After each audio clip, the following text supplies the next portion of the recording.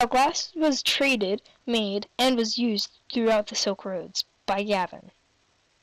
Usually many people were involved in the making of glass. The gaffer is basically just the leader of the team, and that shapes the glass before cooling it in sand. Glass blowers are the ones who blow air bubbles into the bead of glass that the gaffer can then shape. The last kind of person that are needed to make the glass object are the craftsmen.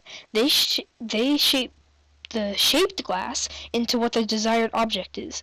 All three of these people are needed to make something as simple as a small flower vase.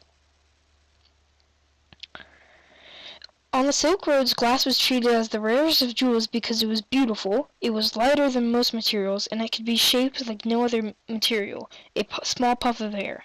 Glass making was traded through the Middle East and was traded through the east and west of the Silk Roads and eventually ended up in China. Glass making started in Persia at about 100 BC, about 3,000 years ago, and made it to China later. The same method of making glass that the ancient peoples of Persia used over 3,000 years ago are still used today with many of the same tools.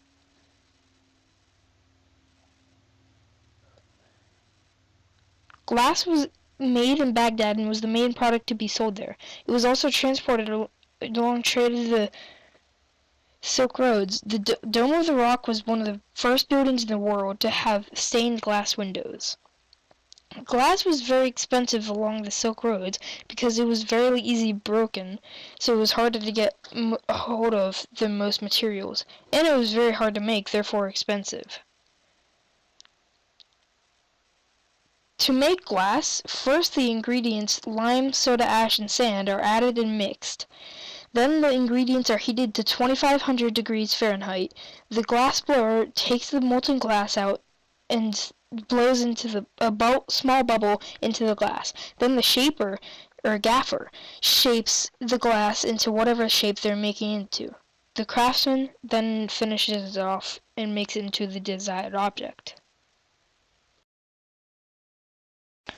This picture here is a very basic map of the route that most travelers took on the Silk Road.